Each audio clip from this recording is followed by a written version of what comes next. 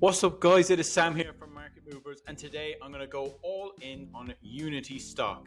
Now, this stock is a stock that I do own myself, and basically I just want to talk about what it's all about, what their customers are like, what their finances are like, what they're doing, what they build, what that company is all about, and do I think it is worth purchasing at its current prices.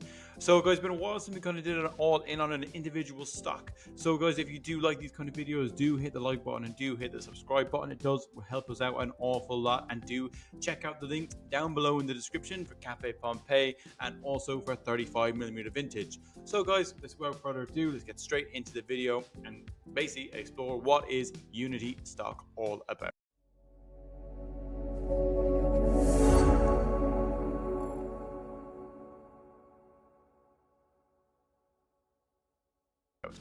So guys, an introduction to what Unity are. Unity are a world-leading platform for 3D real-time creation that they basically use as like a subscription service. So people would go to Unity if they want to design a game, and especially when it comes to developing mobile games. So they are the leaders. They specialize in developing the back-end stuff for mobile games.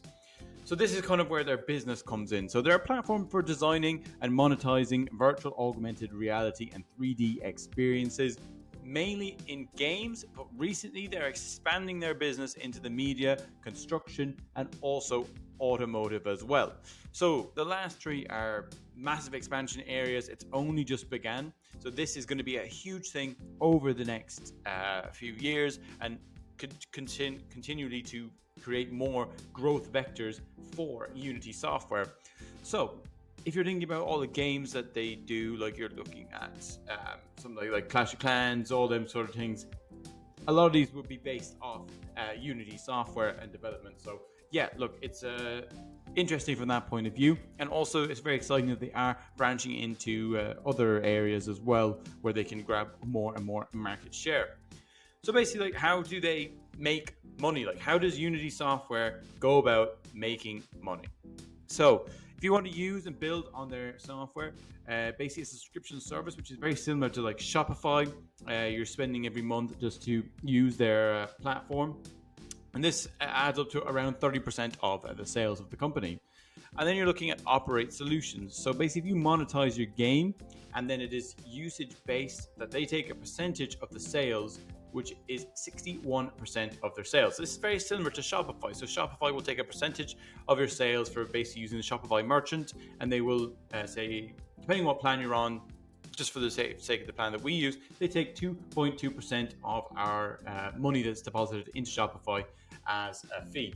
So it's a great business model, really, that you're getting consistent income on top of your subscription revenue as well. So basically, Unity, they do want all of their customers to succeed so they can make more money. The more money their customers make, the more money that they make in the end of the day as well. It's also similar to Shopify. Like, the more money that people who use Shopify make, the more money that Shopify makes as well. So it's kind of like a good comparison is showing it as the Shopify of game development.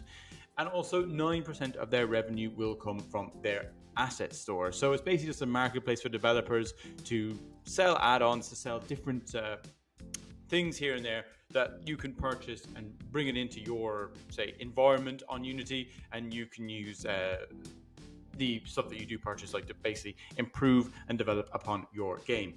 So it's a very, very, very sticky business model. Like, once you get with Unity, you are with Unity for the foreseeable future. It's very, very sticky, and this is a great thing as well. If you've got a sticky business model, people won't look to move away. If you make it very, very difficult to move away from your platform, is when you really have these customers tied down for the long haul. And the more products you come out with, the more services you come out with, they're more inclined to use it over time, which is basically how you create a successful business. You look at CrowdStrike, another one, and it's kind of very, very different. But they have their base model. They're adding on loads and loads of different packages to make it very, very sticky, that you don't want to leave CrowdStrike because the costs of leaving are way too high, and it just outweighs anyone to leave. So they're basically similar to that. They have a very, very sticky business model. It's very, very hard to switch from Unity, and it will cost you a lot of money if you want to move away from this. So basically some of the reasons that they would want to leave is basically if they see that Unity is becoming way too expensive, it's eating into your bottom line, or basically if the software doesn't work anymore, or it doesn't complete what you need as a developer. If it doesn't do it, then obviously you're gonna be like, okay, this doesn't do what I want it to do. I'm gonna look to change. But it's a very long process, I'd imagine, and it's very high cost when doing so, especially if you develop an entire game on Unity software. So another thing I just want to touch on is basically the branding of Unity. Like, they have a very strong brand. They have a massive domination of the market share in gaming at the moment. Basically, from the top 100 game developers, 94% are Unity customers and only 6% aren't, from the top 100 game developers. So that is a huge chunk that Unity controls. From the top 1,000 mobile games, 71% are customers of Unity, which is pretty crazy. That's 710 of the top 1,000 mobile games are customers of Unity software. So that's basically showing they have a complete domination of the market. They have a very sticky business model. So these companies are not going to be leaving unless something fantastic comes along or there's a massive change at Unity. These companies are not going to be going away from it, and they're going to be obviously adding more and more customers as well, especially as they get into more industries where they see that their software is applicable to lots of different scenarios in media, construction, and also in automotive. So yeah, as we've kind of covered, the product that they have is to create the back-end kind of software to develop your game, and then they operate it as a means of monetizing your game. And also they have the asset store. So there are the three products that they really do offer. So as well, talking about the new industries that they're getting into, the construction, automotive, media, it's all very exciting. And we're just gonna have to see over the next year or 2 years, see how they get into these other industries and how they can take market share from existing products there as well. So I was going to touch on the finances of Unity software. So we have our revenue of last year from 2021 as a whole of $1.1 billion. They had a loss of $531 million, which basically, they're investing massively into advertising, massively into R&D. This is not uncommon for a company at the stage that it's at, basically of growing massively. They have cash of $1.1 billion. So they are quite secure when it comes to cash at the moment. They're pretty okay. Debt to assets. So their current debt overall, the total liabilities is 2.4 billion and their total assets is 4.8 billion. So they're not in a bad situation there. As I kind of said before, if it goes over 70% of liabilities to assets, I kind of see that as a negative. But they're well under that. So we have the free cash flow, as I said before, is a loss of 531 million. That will be corrected over time. They're investing massively in obviously advertising and all that, as I've basically mentioned. They have a high margin as well. So their margin is around 77 to 80%, which is a very high margin business. So if they wanted to cut all of the advertising and marketing, then they would be cash flow positive, which would be basically they could do it on the turn of the finger pretty much whenever they wanted to. And also good to see that they have no customer concentration. So not one customer is 10% of the revenue, which is extremely good. You have some companies that I've looked at before, like Cirrus Logic and Skyrock Solutions. They're basically tied to Apple. So if Apple drops them, their stock will fall off a cliff. They've lost so much business just because they have so much customer concentration. So having no customer concentration is extremely good. 2 out of the 3 founders are also involved in this company and have a 19% ownership is by insiders alone. So that's a pretty big stake. So 1/5 basically of this company is owned by insiders of Unity stock, which is very good when you see confidence from people that are actually working in the company.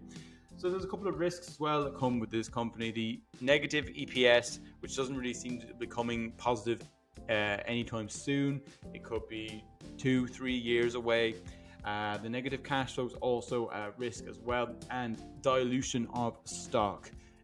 which is basically they sell stock to raise money to put into the company. So it basically dilutes you as a shareholder. This is also a negative thing as well, but it's not uncommon with these high kind of growth stories. You're looking for the forward statements as well for 2022. We've had a rocky start in the stock market so far this year. A lot of companies have been reporting underwhelming numbers, but the forward statements so far as of Q4 2021, the revenue up to 1.48 billion to 1.5 billion. Like, so that would be basically a growth of around 34 to 36% from last year, and they will also be increasing the shares outstanding from 343 million to 349 million, which is quite a significant dilution, but they basically are using this to reinvest in the business. So their current share price is in around the 70 to 80 mark at the moment, and it's come down significantly. So this was over 200 at one point last year, and now it's pretty at an attractive level. It still has a high price to sales ratio. It's not going to be profitable anytime soon, so it does have a higher risk with that. So you just have to take these all on board. There is a higher risk with this, but I think this is a great business model. I think they've got a good future ahead of them, and they're breaking into new industries. So it's definitely one to consider adding to your portfolio. But then again, look, this is not financial advice. I do have a personal stake in Unity, and I do hope that they do fulfill on a lot of their aims over the next few years, and I think it could be a good stock to hold, especially for the metaverse. Like, as more of this stuff is becoming more and more relevant, they could become basically the Android or the iOS of the metaverse. So look, guys, it's a very exciting stock, and it's definitely one you should be taking a look at and monitoring and seeing wherever you think is a good entry point for you. So guys, without further ado, I'll call it at that, and just do hit the like button, hit the subscribe button. It does help us out an awful lot, and we will see you in the next one.